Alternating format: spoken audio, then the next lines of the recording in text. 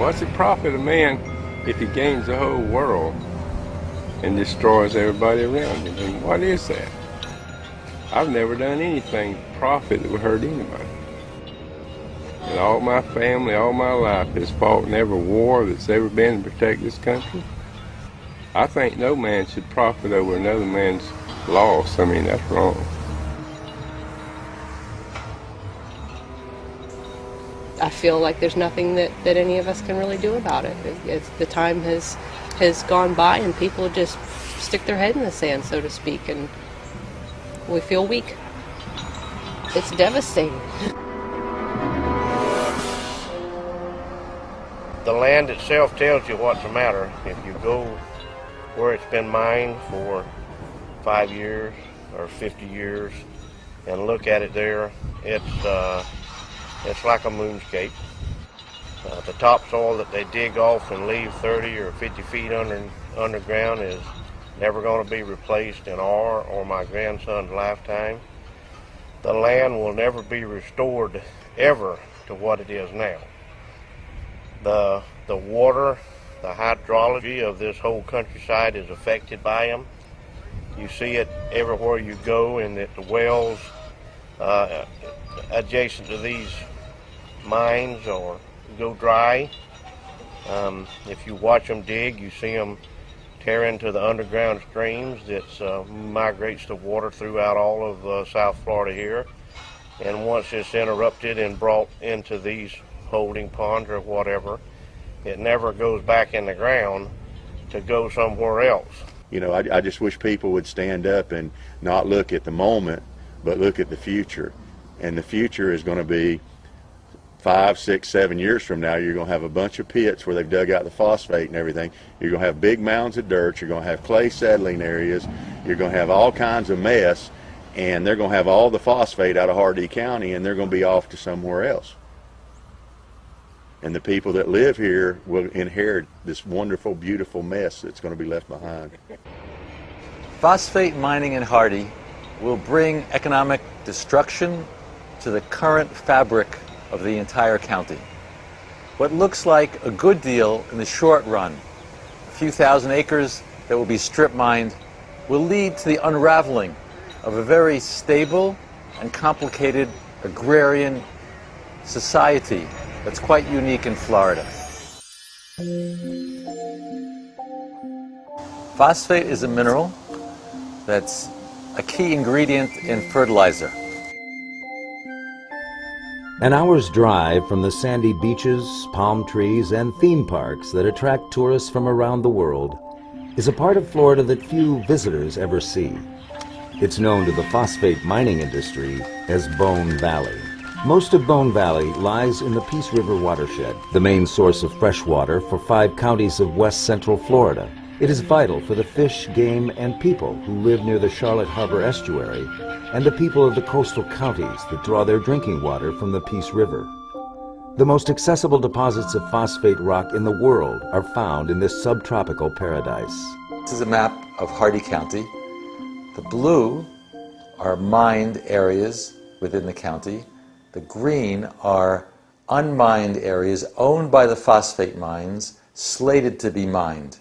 Note the proximity of the future mines to the cities, Zolfo Springs, Wauchula, and Bowling Green.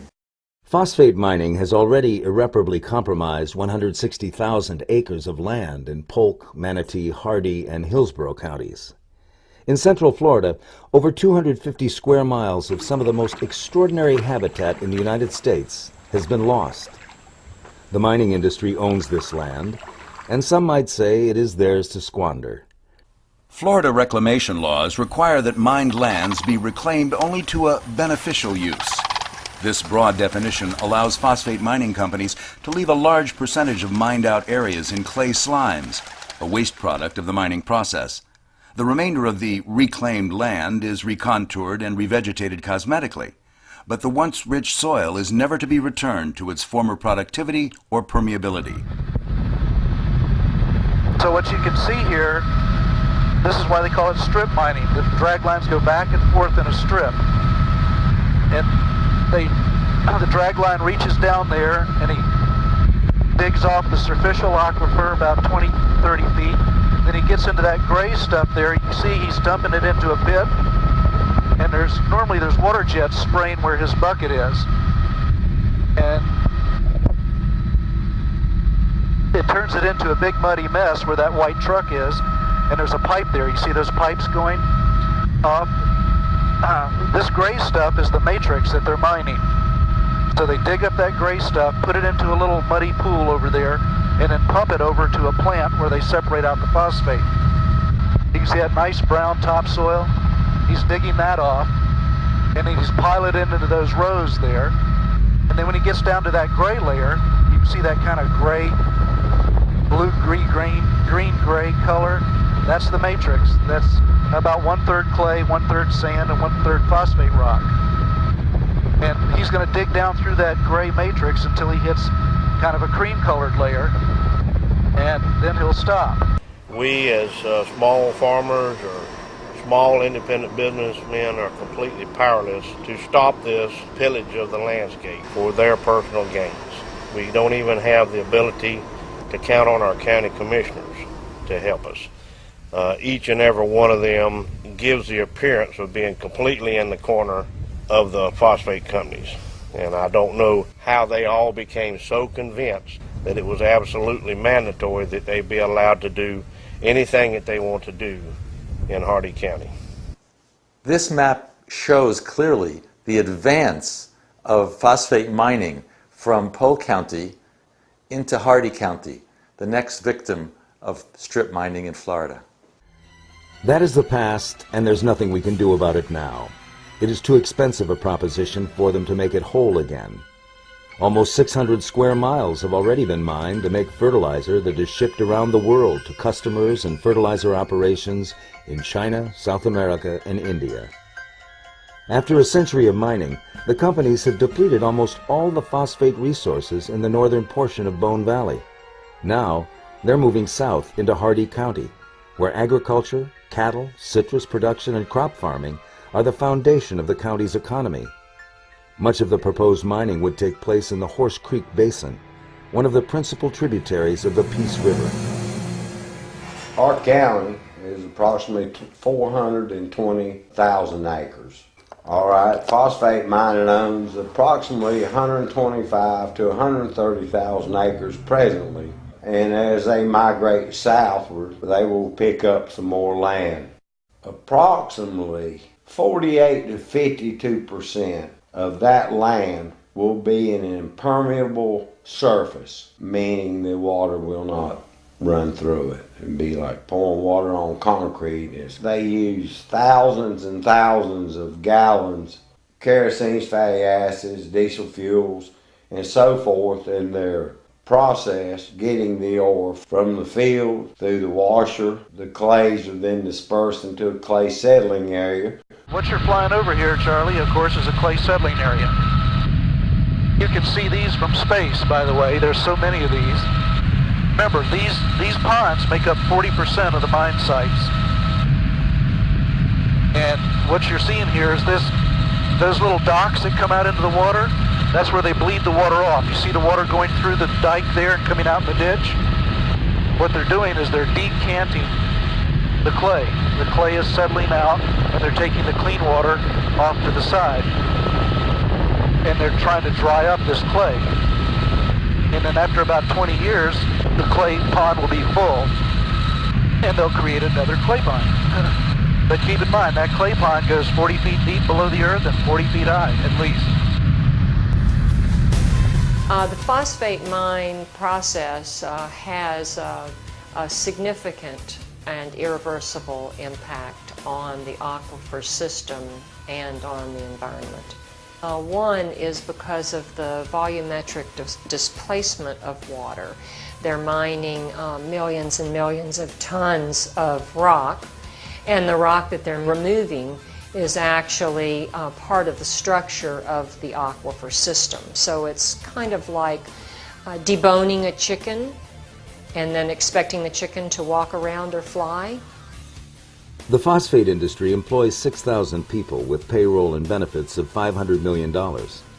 Phosphate mining brings in $86 million in state and property taxes. But the effects of mining come at a higher price, and the economics don't balance. The record is clear that whenever mining displaces farming, the county goes downhill. You can't farm next to a mine.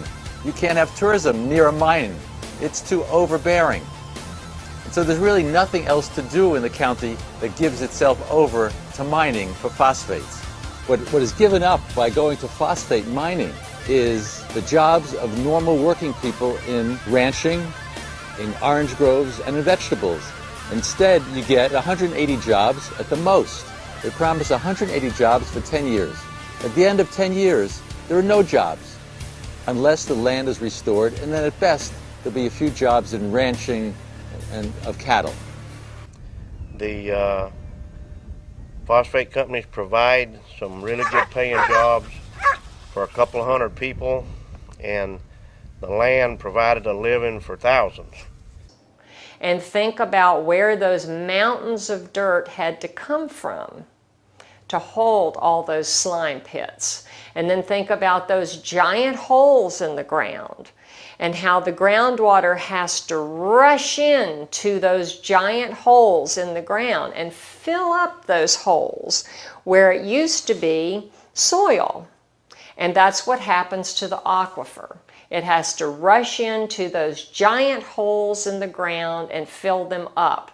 And that means there's not enough water to be close to the surface anymore for all those tree roots that rely on that water. And that's why the trees are dying. The only reason that the public hasn't been up in arms earlier about those impacts is that they have not been aware of the magnitude of those impacts.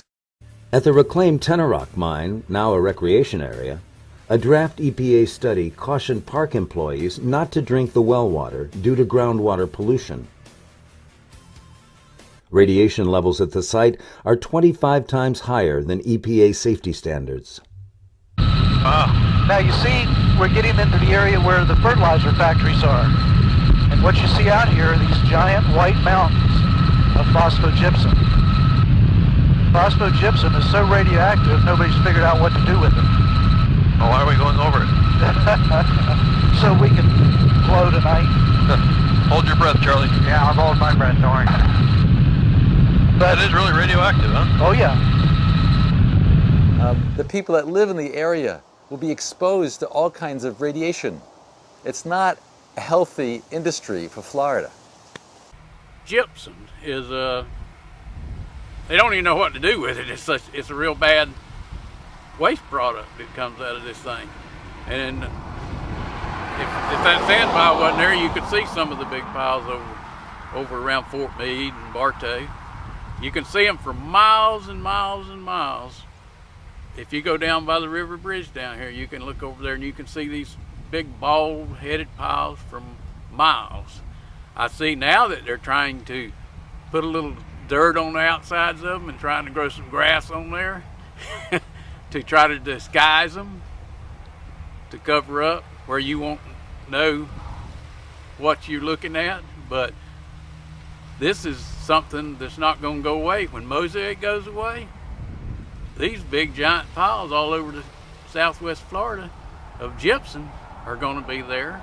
I would not live on a house on remediated land. I would not live anywhere near phosphate mining operation, even after it's finished. Lou Carter, soil expert from Polson Engineering in Sebring, Florida, describes the effect of strip mining this way. Strip mining followed by failed reclamation practices change the soil fundamentally and forever. Soils that have taken hundreds or thousands of years to form are displaced, with the oldest on top and the newest at the bottom. This is something that will not sustain agriculture and will never come close to the diverse, abundant natural systems that we presently have. In Hardee County, up to 60 feet of soil and landscape must be dug away to reach the clay and sand matrix that contains the phosphate, leaving behind miles of desolate land and our children's future. This is what we get left with when the mining industry leaves. We get left with 40% of the land as clay settling areas that nobody's figured out what to do with yet. And we get left with thousands and thousands of acres of very toxic phosphogypsum stacks. Most of the stuff gets exported. That's why I tell people they get the gold, we get the shaft. The good that they do is limited mostly to themselves. For them, it's just a cash-producing enterprise. They don't care about my feelings or my concerns or my children's or my grandchildren. All they care about is the amount of cash that they can produce for their company at this time. It's for us here that are not involved or own a phosphate company, it's a catastrophe. As in Bone Valley, phosphate mining in Hardee County will leave a trail of waste and environmental destruction stretching far into the future. Kevin Irwin is a certified senior ecologist from Fort Myers. He reviewed land reclamation plans for the proposed mine and concluded, "It was my responsibility to review IMC's reclamation plan and budget for the proposed 20,000-acre Ona mine in Hardee County. In virtually every area, IMC has grossly underestimated the costs of successful reclamation. Their failure to plan and budget properly will be reflected in the failure of their restoration of the natural system." Hi, I'm Kent Lilly. I'm an attorney in Polk County, Florida, and I'm very concerned that the true adverse impact of phosphate mining in this area has never been understood by the general public. You know, phosphate exists in great abundance all over the world, even in deserts. It does not have to be mined here in Florida at the cost of our precious natural resources. We need to take a look at this before it's too late.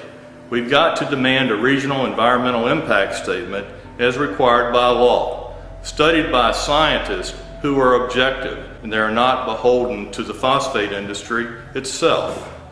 I urge each of you to join us, make a contribution so that we can make sure that the government regulators are held accountable to the law of the land. We need to examine this situation before we allow something that's going to destroy our water, destroy our soil, and in fact destroy our very way of life. Please take a look at this website and find out how you can help.